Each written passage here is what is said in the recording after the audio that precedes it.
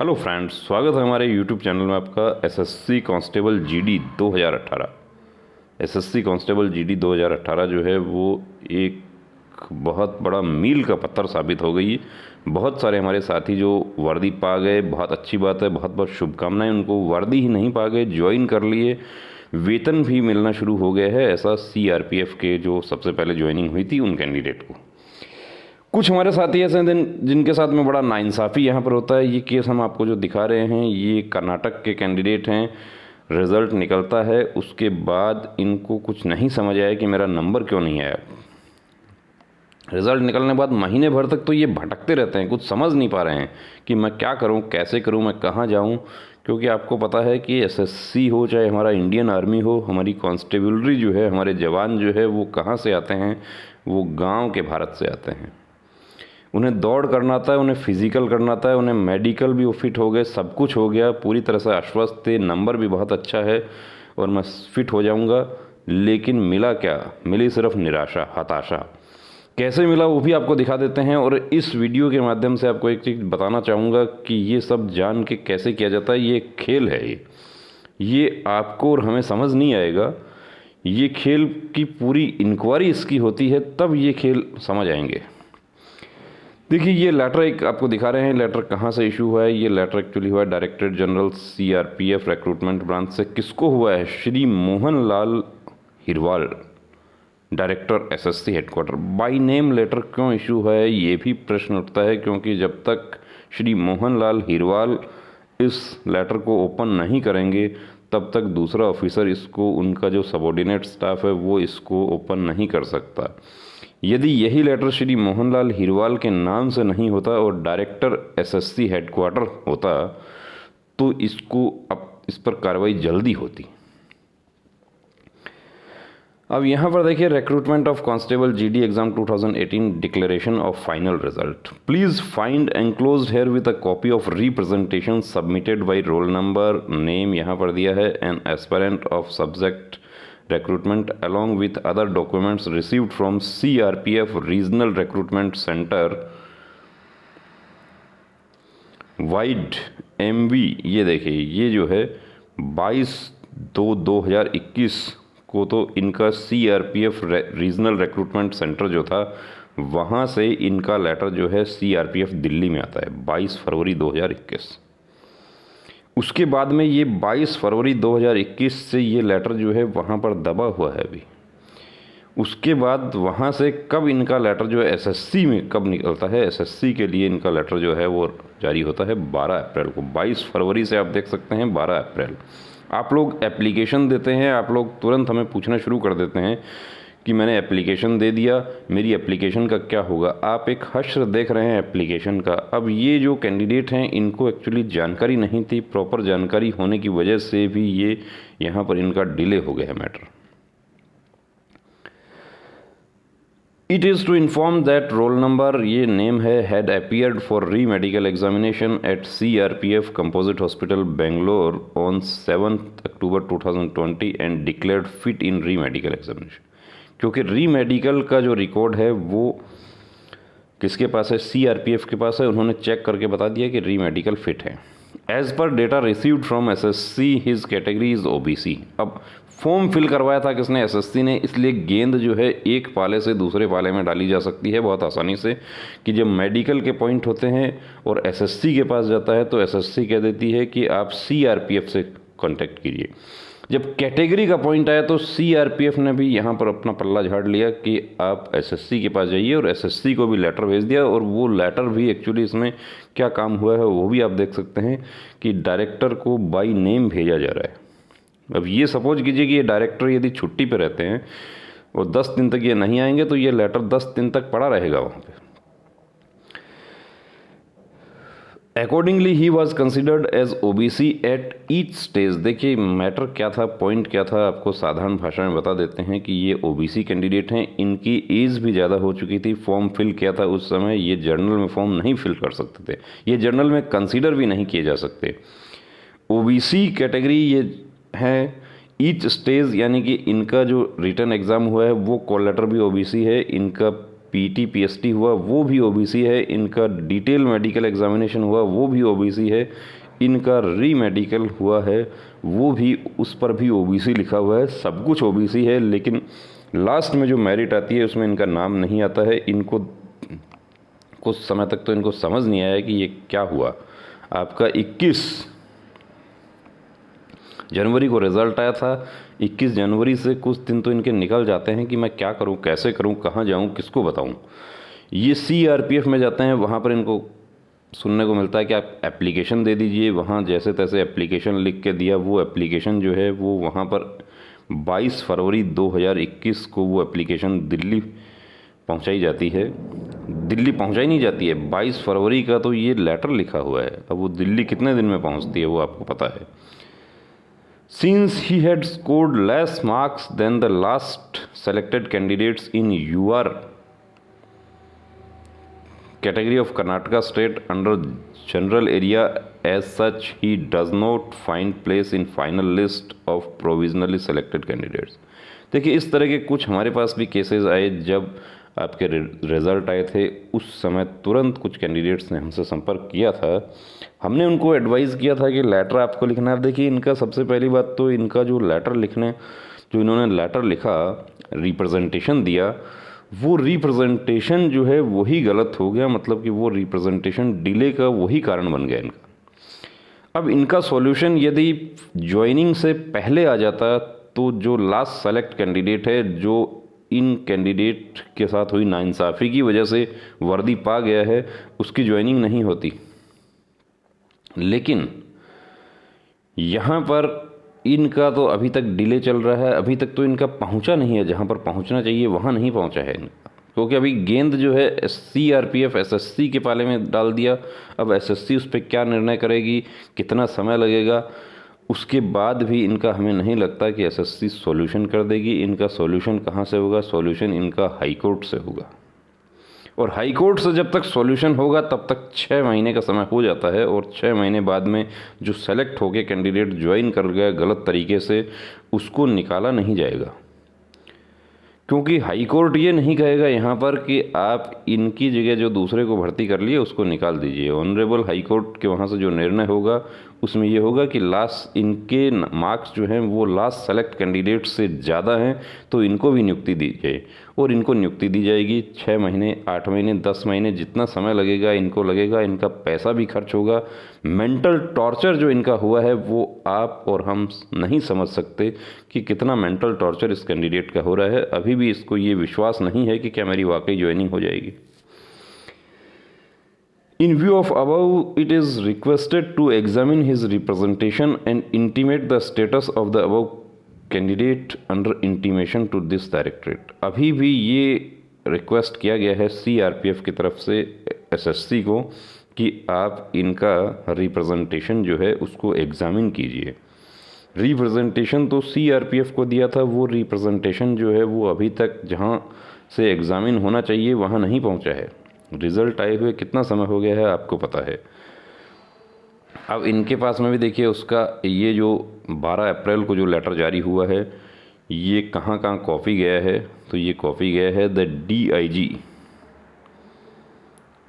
RRC CRPF Bangalore for information with reference. अब ये जो 12 अप्रैल का जो 22 फरवरी का जो RRC का जो लेटर था उसका रेफरेंस देकर एक कॉपी दे दिया। एक कॉपी जो है वो कैंडिडेट को दे दिया। आप देख सकते हैं यहाँ पे।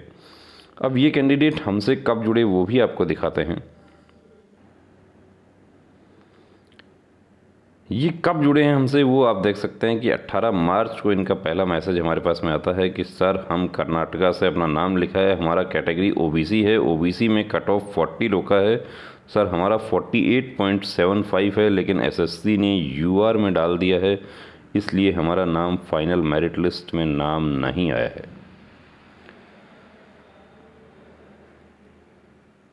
अब जब भी इस तरह का मैसेज आता है तो हमें जो रिक्वायर्ड डॉक्यूमेंट होता है वो हम मांगते हैं, क्योंकि कुछ हमारे साथी ऐसे थे जिनके फॉर्म फिल करने में गलती हो गई थी। हम क्या करना पता नहीं सर। प्लीज़ सेंड फॉलोइंग और रजिस्ट्रेशन फॉर्म पे एक रिज़ल्ट शीट पे, क्योंकि रजिस्ट्रेशन फॉर्म में गलती हो गई थी कुछ हमारे साथियों की कि उन्होंने एज रिलैक्सेशन का पॉइंट जो था उसमें वो नो कर देते हैं या यस कर देते हैं, या माइग्रेंट वाले कॉलम में यस नो हो जाता है।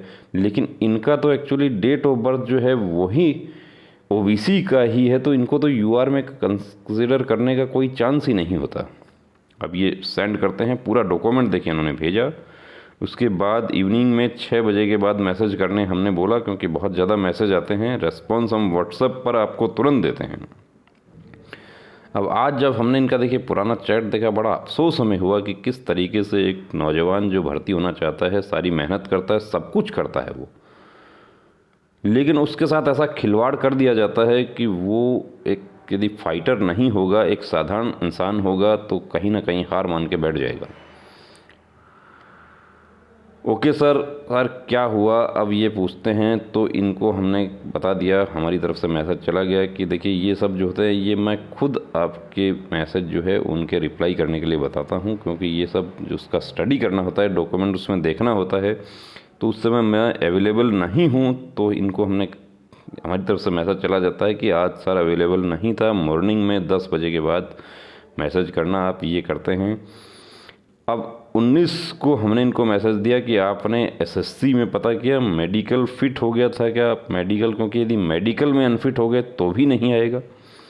मेडिकल में फ़िट है सर हम, मेडिकल का इन्होंने एक्चुअली सर्टिफिकेट जो है ऊपर जो डॉक्यूमेंट दिया उसमें आ गया इनका, उसमें नहीं आया था सॉरी।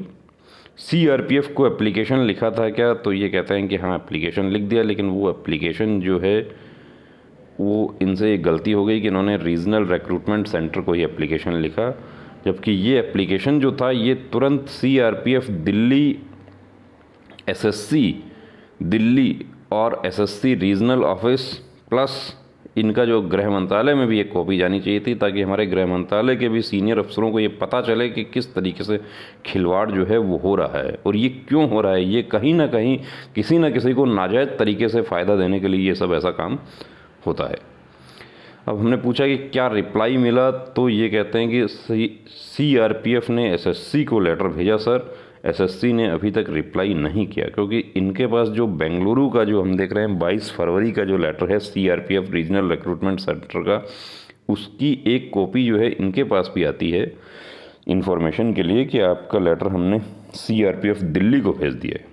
जबकि इनको जब ये सीआरपीएफ बेंगलुरु में ये उपस्थित हुए हैं, वहाँ पर सीआरपीएफ के जो अफसर हैं जो जिनसे ये मिले हैं वहाँ पे, उनका ये फ़र्ज़ बनता था कि इनको तुरंत प्रभाव से वो गाइड करते कि आप एप्लीकेशन कैसे आपको भेजनी है, आपको दिल्ली एप्लीकेशन भेजनी है, ऐसा नहीं होना चाहिए। ये हुआ है तो क्यों हुआ है ये? देखिए हम ये बात हम भी मानते हैं कि क्लैरिकल मिस्टेक हो सकती है, लेकिन क्लैरिकल मिस्टेक इस लेवल के नहीं हो सकती। एसएससी कहती है कि हमारा तो पूरा रिज़ल्ट जो है वो कंप्यूटर से सेट होता है, पूरा सॉफ्टवेयर बना हुआ है, उससे रिज़ल्ट सेट होता है, उसमें तो ऐसा गलती का गुंजाइश नहीं है। तो क्यों ऐसा गलती हो गया? सीआरपीएफ ने एसएससी को लेटर भेजा, एसएससी ने अभी तक कोई रिप्लाई नहीं किया है। मार्च 20 को हमने कहा कि रिप्लाई आ जाएगा, आप रिप्लाई का वेट कीजिए, क्योंकि तब तक इन्होंने कॉल पर बात हमसे नहीं की थी। यदि कॉल पर डिस्कस करते तो हो सकता है हमें पूरी जानकारी हमें हो जाती और हम इनको एडवाइस कर देते कि आप डायरेक्ट भी आप भेज सकते हैं। कॉपी गृह मंत्रालय, देखिए क्यों गृह मंत्रालय को हम कॉपी देने का एडवाइस आपको इसलिए करते हैं कि जब आपका मैटर जो है हाई कोर्ट में जाता है तो इसमें पक्षकार जो है सबसे पहला गृह मंत्रालय ही बनता है, क्योंकि भर्ती भारत सरकार रिप्रेजेंट करेगी, तो भारत सरकार जो है उसकी तरफ से कौन रिप्रेजेंट करेगा? यहाँ पर गृह मंत्रालय करेगा। और गृह मंत्रालय को कॉपी जारी है, इसका मतलब कि ऊपर भी इनको सूचना देनी होती है। अब इन्होंने आरआरसी में रीजनल रिक्रूटमेंट सेंटर बेंगलुरु में एप्लीकेशन दिया, कुछ समय तक वो एप्लीकेशन वहीं इनकी पड़ी रही है। फिर वहाँ के सेंटर ने अपना जो है जिम्मेदारी से बचने के लिए वो दिल्ली भेज दी। दिल्ली सीआरपीएफ ने अपनी जिम्मेदारी से बचने के लिए एसएससी में भेज दिया। एसएससी अब क्या करेगी, उसका कितना समय लगेगा? तब तक तो वो कैंडिडेट ज्वाइन कर चुके हैं। जो इन जैसे कैंडिडेट के साथ हुई नाइंसाफ़ी की वजह से वर्दी पा गए हैं, क्योंकि आपको पता है वैकेंसी पूरी फिल हो गई है। रिप्लाई आ जाएगा सर, रिवाइज लिस्ट आएगा कि नहीं? अब रिवाइज लिस्ट तो आएगा, लेकिन वो कब आएगा, कितने कैंडिडेट्स का आएगा, वो हमें भी नहीं पता है। मार्च 24 को चैट इनका चलता रहता है, बहुत सारे चैट देखिए आते हैं, आपके गुड मॉर्निंग गुड इवनिंग के भी मैसेज आते हैं, आप होली दिवाली ये सब भी विश करते हैं। आप जो हमारे बहुत सारे साथी जो हैं हमसे जुड़े हुए हैं, और सबका रिप्लाई भी कई बार हम नहीं कर पाते हैं। हमारा क्या होता है सर, देखिए अब ये जो मार्च 24 को इन्होंने कहा कि क्या होता, तो उस समय से पहले हमने इनको रिप्लाई कर दिया कि आपका रिप्लाई आ जाएगा। अब 13 अप्रैल को देखिए इनका फिर एक मैसेज आता है, हैप्पी उगाड़ी पर्व, उसको भी हमने रेस्पॉन्स किया। आज इनका मैसेज आता है, और आज जब हमने इनका ये लेटर ये पढ़ा तब हमें पता चला कि ये जो है इन्होंने तो रीजनल रिक्रूटमेंट सेंटर में एप्लीकेशन दिया था, जबकि एप्लीकेशन जो है उसी समय जब रिज़ल्ट निकल गया था उसी समय तुरंत प्रभाव से एप्लीकेशन देना चाहिए था। कहाँ, एसएससी दिल्ली को, सीआरपीएफ दिल्ली को, एसएससी साउथ जोन जो है इनका बेंगलुरु में, वहाँ पर, प्लस एक कॉपी होम मिनिस्ट्री को, और 15 दिन के अंदर अंदर, जो 30 दिन का समय होता है, 30 दिन के अंदर अंदर इनको कर्नाटका हाईकोर्ट में एक रिट याचिका पेश करनी थी। और एक वैकेंसी जो है वो नोटिस होना चाहिए था कि एक वैकेंसी पर सीआरपीएफ कर्नाटका स्टेट के जो कैंडिडेट हैं उनकी ज्वाइनिंग रोकी जाए, एक सीट खाली रखी जाए। लेकिन इनको जानकारी नहीं थी, इसलिए वो कार्रवाई नहीं हो सकी। अब जाना पड़ेगा इनको हाई कोर्ट ही, सॉल्यूशन तो इनका हाई कोर्ट से ही होगा। लेकिन वो ये जो समय निकल गया, इस दौरान क्या होता है कि इनकी जगह दूसरा कैंडिडेट जो है वो ज्वाइन कर चुका है, वो वर्दी पहन चुका है, वो वेतन भी ले चुका है। अब जब मैटर जाएगा हाई कोर्ट में, वहाँ से क्या होगा कि इनको ज्वाइनिंग दी जाए, क्योंकि इनके मार्क्स तो लास्ट सेलेक्ट कैंडिडेट से ज़्यादा हैं। जो कैंडिडेट इनकी जगह सेलेक्ट हो गया उसका इनको नहीं पता है। यदि इनको पता हो कि लास्ट सेलेक्ट कैंडिडेट कौन है, जैसे कि हमारे ट्रेड्समैन वगैरह की जो छोटी भर्तियां होती हैं उसमें कैंडिडेट्स को पता होता है, और जो लास्ट सेलेक्ट कैंडिडेट होता है उसको भी पक्षकार बना लिया जाता है, नोटिस उसके पास भी जाता है, उसको भी जवाब देना पड़ता है कोर्ट में, उसको भी अपना एडवोकेट खड़ा करना पड़ जाता है। और ऐसी स्थिति में क्या होता है कि जो गलत तरीके से भर्ती हुआ होता है उसको आउट किया जाता है, और नए कैंडिडेट को, जो जेन्युइन है, जो सही है, उसको भर्ती किया जाएगा। ऐसे भी हमने बहुत सारे फैसले देखे हैं। लेकिन इनको अभी तक पता नहीं है कि इनकी जगह कौन ज्वाइन कर गया, जो इनका जो हक था वो कौन खा गया, वो इनको पता नहीं है। आज इनका ये मैसेज आता है, हमने उसको देखा, इनको रिप्लाई किया है।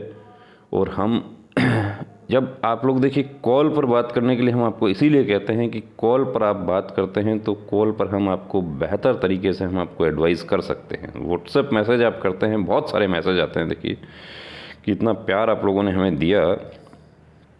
अब ये यदि कॉल पर बात करते तो हम इनको उसी समय इनको एडवाइस करते, और इनका जो ज्वाइनिंग जो कर्नाटका स्टेट का जो हुआ था उससे पहले यदि कोर्ट का नोटिस इशू हो जाता तो उस पर स्टे किया जा सकता था, एक वैकेंसी को खाली रखा जा सकता था।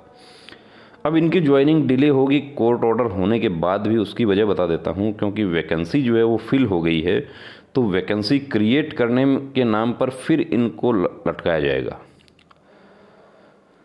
सर हमारा ज्वाइनिंग का क्या होगा? ज्वाइनिंग आ जाएगा, एसएससी का रिप्लाई आने दो अभी, क्योंकि जब तक एसएससी, अभी तक इनके पास तो रिप्लाई आया ही नहीं है। अभी एसएससी क्या रिप्लाई करेगी इनको? एसएससी क्या कहेगी? एसएससी कैसे कहेगी कि आपको यूआर में हमने कैसे शामिल किया? हमारे बाबू से गलती हो गई, हमारे कंप्यूटर ऑपरेटर से गलती हो गई, या किस आधार पर हमने आपको यूआर में शामिल कर लिया? उसका किसी के पास में कोई क्लैरिफिकेशन नहीं है। और ये जो रिप्लाई है जो ये भी अभी लटकेगा। ज्वाइनिंग हो जाएगा, नहीं करेगा तो हाई कोर्ट करने से हो जाएगा। देखिए अब हाई कोर्ट करने से ही होगा जैसा इस केस में हमें लगता है, क्योंकि इस केस में, इनके केस में हमें जो है कहीं ना कहीं एक साजिश नज़र आ रही है कि ये जानबूझकर ऐसा किया गया है कि एक कैंडिडेट को ऊपर से उड़ा दो, 2 को उड़ा दो, 4 को उड़ा दो। हो सकता है वहाँ पर इनके जैसे 5-10 कैंडिडेट और होंगे जो चुपचाप अभी भी अपने घर में बैठे होंगे, उनको पता भी नहीं चला होगा कि मेरा सिलेक्शन क्यों नहीं हुआ।